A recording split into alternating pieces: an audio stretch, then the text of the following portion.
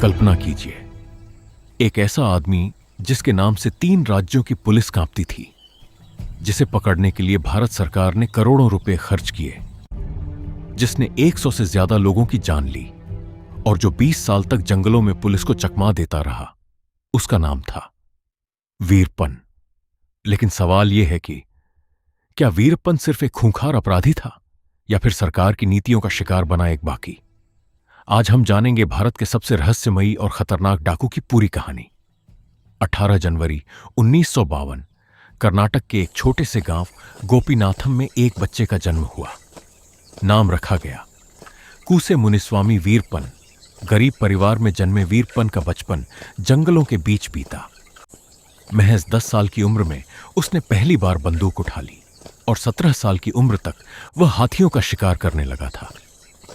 उस समय हाथी दांत की तस्करी से लाखों रुपए कमाए जा सकते थे। यहीं से शुरू हुआ वीरप्पन का अपराधों का सफर। धीरे धीरे उसने अपनी गैंग बना ली और फिर हाथी दांत से लेकर चंदन की लकड़ी की तस्करी तक पूरा जंगल उसके कब्जे में आने लगा। 90 के दशक तक वीरप्पन दक्षिण भारत का सबसे बड़ा तस्कर बन चुका था। कहा जाता है कि उसने हजारों टन चंदन की लकड़ी की तस्करी की, जिसकी कीमत करोड़ों रुपए थी। जंगल उसका घर था और जंगल का हर रास्ता उसे याद था। पुलिस आती तो वीरप्पन गायब हो जाता, हेलीकॉप्टर आते तो वह पहाड़ों में छिप जाता। उसके पास स्थानीय लोगों का भी समर्थन था, जिसकी वजह से पुलिस तक खबर पहुंचने से पहले ही उसे सूचना मिल जाती थी। यही कारण था कि सालों तक कोई भी उसे पकड़ नहीं पाया। साल 2000 एक ऐसी घटना हुई जिसने पूरे भारत को हिला दिया। वीरप्पन ने दक्षिण भारत के सुपरस्टार अभिनेता राजकुमार का अपहरण कर लिया। राजकुमार उस समय कन्नड़ फिल्म इंडस्ट्री के सबसे बड़े सितारे थे।